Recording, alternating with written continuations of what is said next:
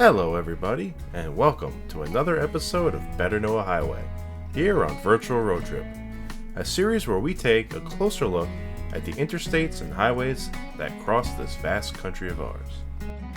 Today we're heading to the southeast of the United States, for a generally north-south running highway that travels through and connects many of the region's most major cities, serving as a critical thoroughfare, Interstate 85.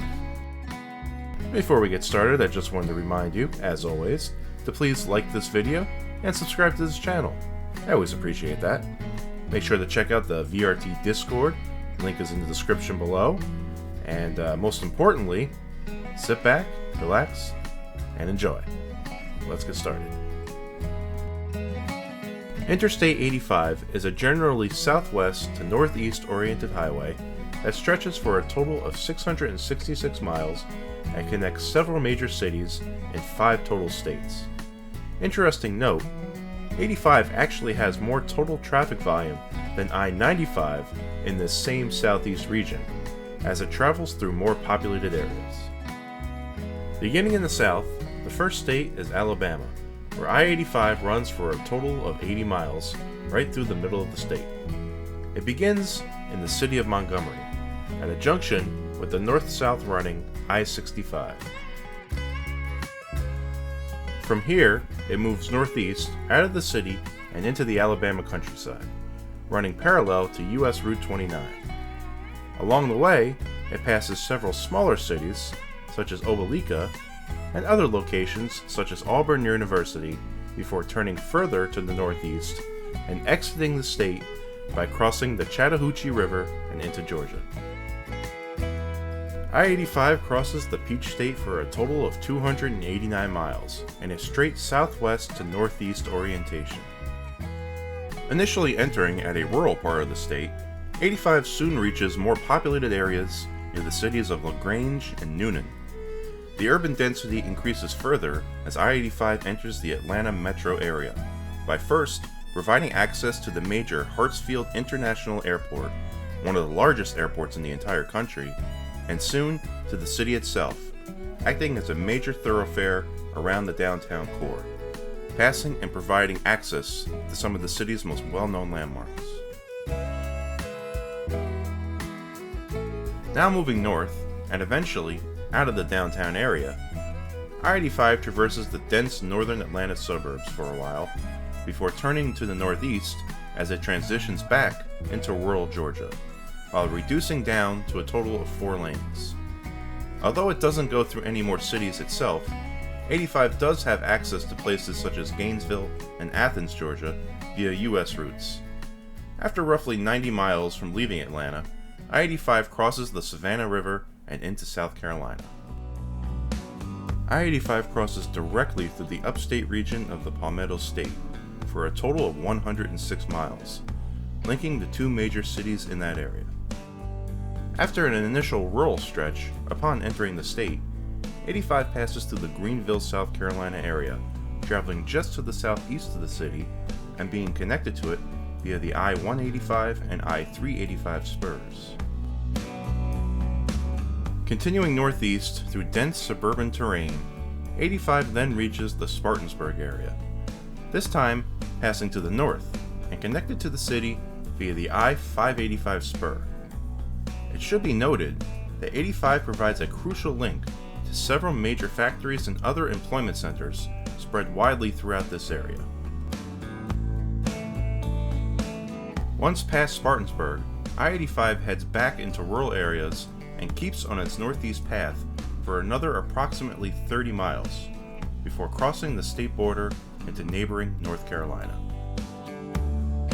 I-85 runs for 231 miles within North Carolina, the most of any state it traverses. Shortly after entering the state, it makes a gradual turn due east and travels its way towards the city of Charlotte, the largest city it has encountered since Atlanta, first providing direct access to the city's major international airport, and then slightly bypassing downtown just to the northwest, but providing many links to it. One such link is the major north-south running I-77, which 85 intersects due north of the city. Now past Charlotte, I-85 turns back to the northeast direction and enters the heart of the state, passing by smaller cities such as Salisbury and High Point before reaching the Greensboro, North Carolina area, where 85 goes around the city, providing a partial beltway before joining the major east-west running I-40 for a roughly 35-mile concurrency back in the due east direction. Running with I-40 now, 85 passes through more suburban areas in the populated central part of the state. About 15 miles before reaching the next major city of Durham, North Carolina, I-40 splits off to the south, ending the concurrency. I-85 continues east and makes a slightly northern bypass around Durham and provides a partial beltway around the city along with the I-685 spur. Now past Durham and back to the familiar northeast to southwest orientation, I-85 makes its way into the more rural north-central part of the state, passing over nearby Falls Lake and close to many other lakes and reservoirs in the area, as well as more small towns and cities. Eventually, after about 60 miles or so, 85 makes its way to its final state as it crosses into Virginia. I-85 has its shortest stretch within Virginia at only 68 miles, and most of it traveling through rural terrain. Shortly after entering, 85 moves in a northern direction as it crosses Lake Gaston, which is part of the Roanoke River.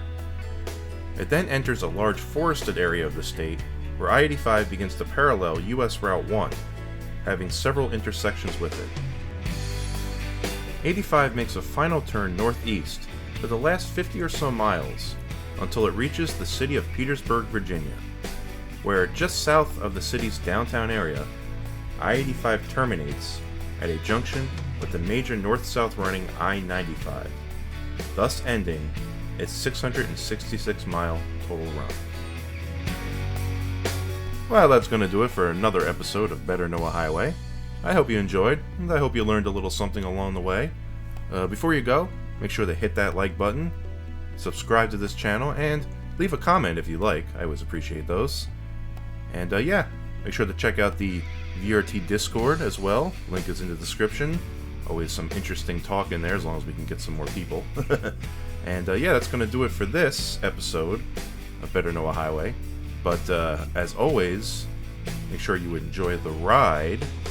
And up next, Interstate 84. Another double feature. And I'll see you then.